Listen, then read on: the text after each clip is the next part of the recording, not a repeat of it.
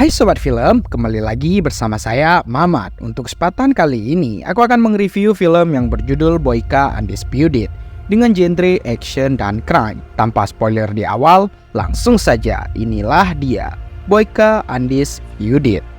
Film diawali dengan memperlihatkan pencara Chornya Cholmi Rusia yang setelah sang jagoan Yuri Boyka tidak ada, kini sudah ada jagoan baru dengan kriteria seperti monster, memiliki postur badan tinggi besar. Bahkan untuk membawanya saja diperlukan beberapa sipir yang menggunakan alat pengaman untuk mengendalikannya, dan semua lawan tandingnya dipastikan akan berakhir dengan kematian.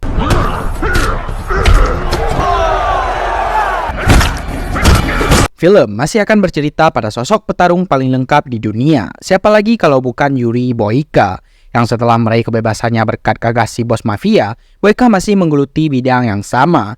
Namun bedanya, dia tidak lagi bertarung di atas ring pencara, melainkan bertarung di atas ring resmi, meskipun masih dalam kelas atau liga yang masih kecil.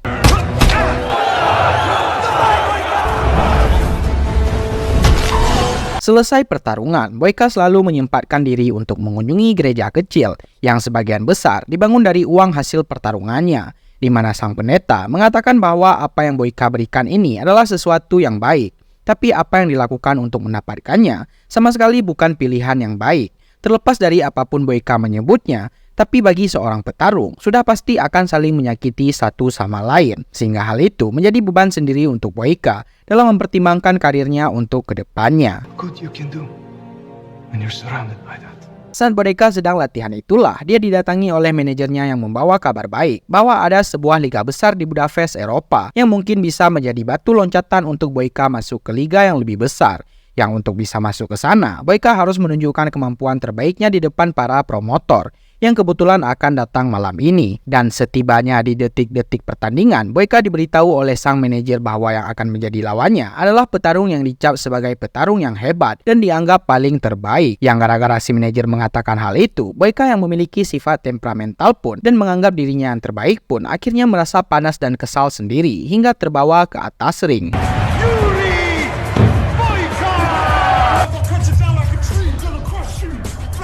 Dia bernama Viktor, seorang petarung yang sama-sama berasal dari Rusia dan juga memiliki keinginan untuk bisa masuk ke dalam liga besar. Namun nampaknya kemampuannya masih jauh di bawah Boyka, sehingga berkali-kali dia bangkit, Boyka selalu berhasil menjatuhkannya. Dan terlihat jika sosok Viktor ini nampaknya terlalu memaksakan diri, sehingga Boyka yang ingin dirinya diakui yang terhebat pun menunjukkan keganasannya dengan tidak ragu untuk memberikan serangan-serangan mematikannya.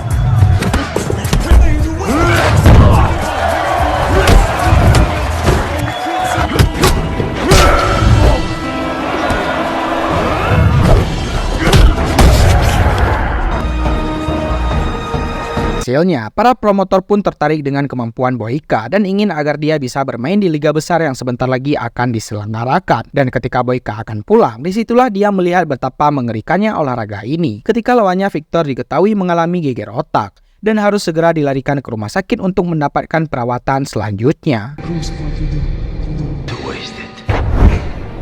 Dan alangkah terkejutnya Boyka saat mengetahui jika Viktor lawannya tempo hari dinyatakan meninggal saat dalam perjalanan ke rumah sakit. Boyka yang biasanya arogan dan tidak peduli terhadap orang lain pun mendadak prihatin dan merasa bersalah memikirkan nasib si Viktor yang secara teknis mati gara-gara bertarung dengan dirinya. He's dead.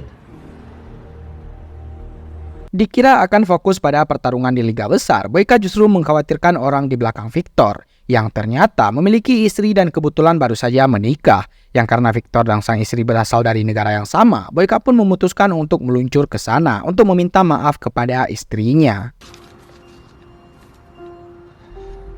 Lalu kita berpindah kepada istrinya Viktor yang bernama Alma, yang sedang menghadiri acara penghormatan terakhir untuk jenazah Viktor suaminya, di mana kita juga akan diperkenalkan dengan seorang bos mafia yang merupakan orang paling berkuasa di kota ini, sekaligus rentenir yang biasanya meminjamkan uang dalam jumlah besar dengan bunga yang juga tidak kalah besarnya.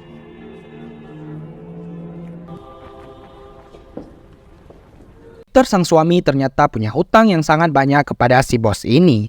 Namun Alma yang masih hidup pun harus menanggung hutang-hutang tersebut. Ya karena tidak mungkin melunasinya hanya dengan mengandalkan pekerjaannya, Alma pun terpaksa menerima tawaran si bos untuk bekerja di klub miliknya, sampai semua hutangnya dinyatakan lunas. What does it matter now? And used to the outside, you're going to have to be very careful going across a provisional military check. Boyka akhirnya tiba di salah satu kota kecil di Rusia yang menjadi tempat tinggalnya Alma. Tak ingin buang-buang waktu, Boyka langsung meluncur ke salah satu sekolah yang katanya menjadi tempat Alma bekerja, dan secara kebetulan Boyka berhasil melihatnya secara langsung yang dibawa oleh beberapa pria ke dalam mobil menuju klub milik si bos mafia. Berkat informasi dari penjaga sekolah, Boyka pun langsung meluncur ke klub yang dimaksud dan menemukan Alma menjadi seorang pelayan yang melayani para tamu, yang tepat di saat yang bersamaan ada sebuah pertandingan antara jagoannya si bos yang bernama Igor melawan seorang penantang yang bisa dengan mudah dia kalahkan.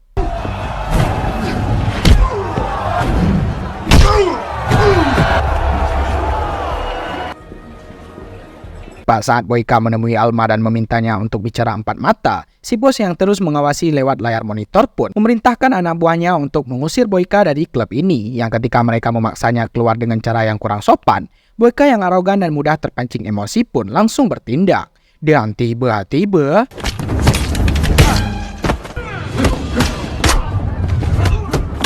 melihat anak buahnya kalah dengan begitu mudah, membuat si bos perlu merasa untuk menemui Boyka secara langsung. Si bos bisa merasakan jika Boyka bukan orang sembarangan, sehingga ia memilih untuk membiarkannya pergi begitu saja. Yang jikalau si bos tahu bahwa orang yang berhadapan dengannya adalah seorang legenda, maka pasti dia akan merasa ketar-ketir dengan siapa dirinya berhadapan.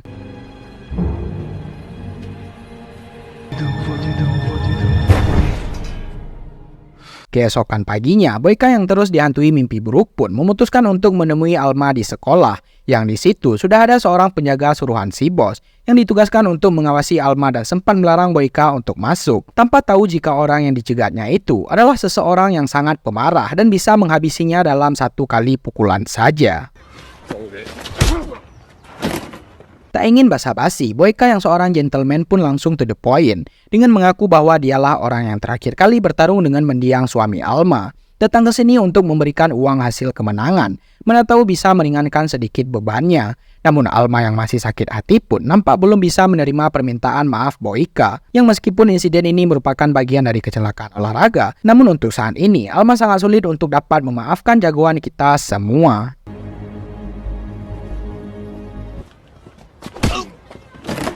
Berpindah ke si bos yang sedang mengobrol dengan ajudannya, ia merasa jika laga tarung di klubnya makin lama makin membosankan, di mana dia merasa perlu memiliki seorang petarung yang bisa memberikan asupan adrenalin dan kebrutalan, sehingga menciptakan suasana yang membuat para penonton ingin memasang lebih banyak taruhannya. Dan ya, keinginan si bos langsung dikabulkan dengan kemunculan Boyka yang datang untuk menawarkan diri sebagai petarung yang akan bertanding di atas ring, di mana Boyka bersedia bertarung sebanyak 3 kali pertandingan dengan satu syarat, di mana hutang Alma harus dianggap lunas dan tidak ada lagi ikatan apapun dengan si bos ini. Setelah keduanya sepakat, si Boyka langsung pergi untuk latihan, di mana ajudan si bos pun bertanya tentang alasan kenapa si bos menerima kesepakatan tersebut. Si bos langsung menjawab bahwa orang yang sudah menghajarnya itu adalah seorang legenda penjara yang dijuluki sebagai petarung paling lengkap di dunia. Dari informasi sumber yang terpercaya, si bos sudah bisa memastikan jika itu adalah Yuri Boyka. 3 kali dia bertarung di atas ring, si bos sudah pasti akan mendapatkan untung yang sangat besar dan menarik lebih banyak pengunjung untuk menonton laga tanding fenomenal tersebut.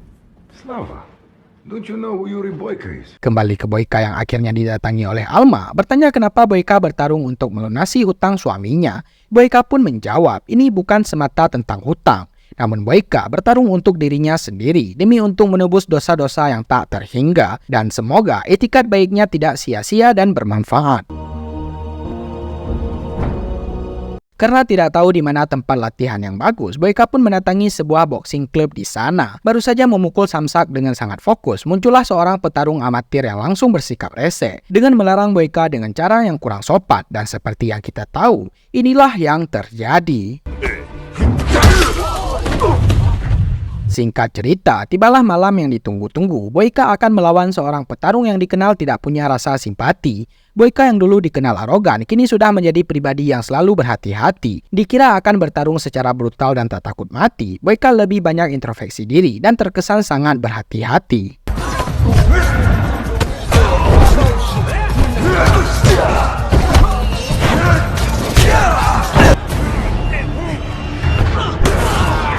Dan ya, Boyka seketika teringat dengan insiden tempo hari. Dia memutuskan untuk tidak melepaskan pukulan terakhirnya. Setelah melihat wajah lawannya yang penuh pilu, dia pun berjalan ke belakang stage dengan Alma yang menghampiri Boyka untuk memberikannya segelas minuman karena melihatnya lelah bertarung pun membuat Alma mulai merasa sangat terharu sehingga dia pun mengundang Boyka ke sekolah tempatnya mengajar dan mengizinkan Boyka berlatih di salah satu ruangan latihan yang biasanya dipakai oleh almarhum suaminya dulu.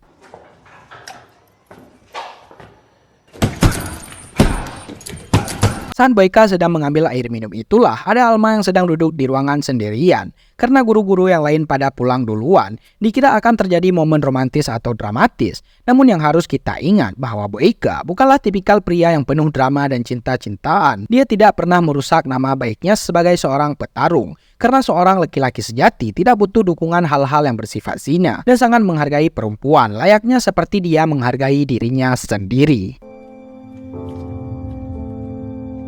Tibalah malam pertandingan kedua, Boyka kali ini harus melawan dua petarung sekaligus. Dan dia tidak bisa komplain karena sejak awal si bos sudah menegaskan jika ring ini adalah ring miliknya. Pertarungan juga adalah pertarungannya. Sehingga daripada banyak mengeluh tanpa ada aksi, Boyka memilih untuk langsung gas tanpa banyak mikir ini itu. Oke gas.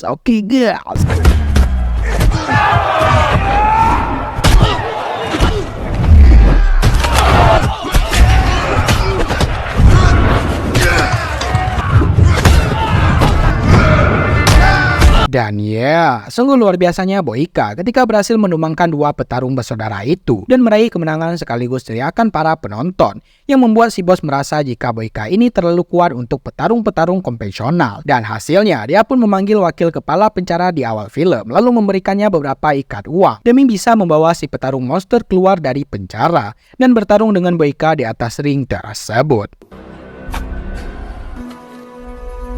Kembali ke Boyka yang setelah pertarungan tadi dia langsung melakukan latihan sehingga membuat Alma menjadi kasihan dan memutuskan untuk membuat salep untuk mengobati luka-lukanya. Yang karena tidak mungkin melakukannya sendiri, Alma pun menawarkan diri untuk membantu mengoleskannya. Hingga akhirnya terciptalah suasana yang berpotensi untuk membuat keduanya khilaf. Namun karena Boyka memiliki iman yang kuat pun menyuruh Alma untuk pergi saja. Biarkan dirinya sendiri yang melakukannya.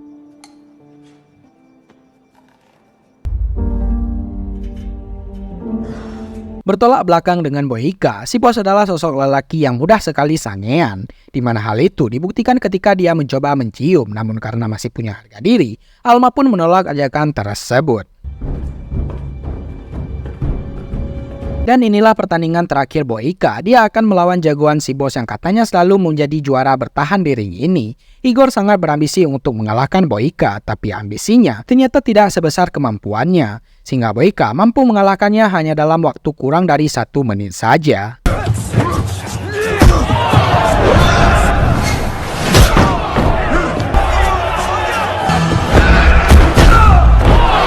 Melihat Boyka menang, Alma pun tersenyum bahagia seolah melihat kemenangan yang diraih oleh almarhum suaminya. Dan tepat akan berkemas dan pergi ke Budapest, si bos pun tiba-tiba muncul dan mengatakan jika pertandingan belum selesai, di mana Boyka masih harus melakukan satu pertarungan lagi dengan melawan jagoan aslinya, yang jika Boyka menolak melakukannya, maka kesepakatannya dianggap batal. Are you already at the bus station? Tak punya pilihan lain, Boyka pun menerima pertarungan tersebut. Dia langsung menghubungi sang manajer untuk mengabarkan jika mungkin dia akan datang terlambat. Yang ketika pertarungan sebentar lagi akan dimulai, muncullah sang lawan Boyka yaitu si Monster.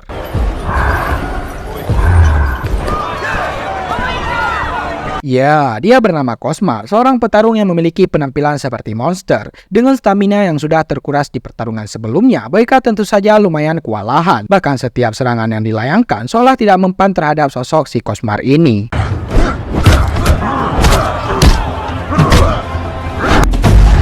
Boyka pun tumbang dengan singkat, tepat saat dia melihat ke arah Alma yang jika dia menyerah saat ini, mungkin Alma akan bekerja seumur hidup untuk si bos, sehingga Boyka pun akhirnya bangkit dan mulai menggunakan beberapa teknik khusus untuk menjatuhkan si Cosmar ini.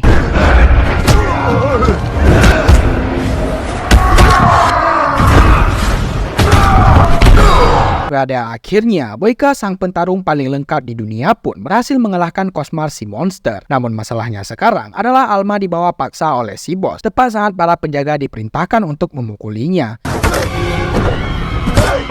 Untuk sekian kalinya, Boyka pun tumbang dengan melihat Alma yang masih belum meraih kebebasannya. Sehingga dengan ketakutan dan asupan brutal dari dalam dirinya, Boyka pun bangkit dan menghajar penjaga dengan penuh kebrutalan.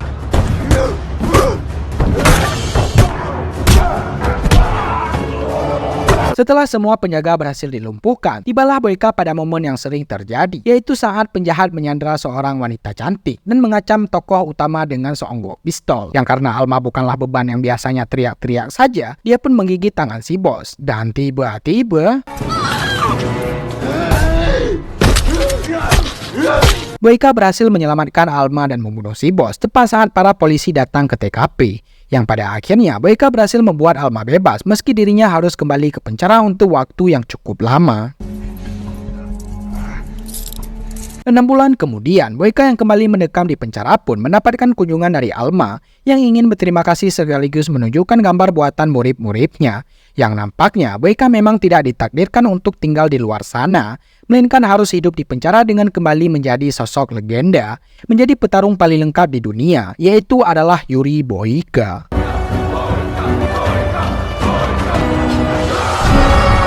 Dan film pun berakhir. Setiap manusia pernah melakukan kesalahan. Untuk memperbaikinya, jangan lihat ke belakang, namun cobalah untuk tidak mengulangi di kedepannya. Itu, saya Maman mewakili orang-orang yang ingin seperti Boyka pun pamit undur diri dan berterima kasih karena kalian sudah menonton video ini.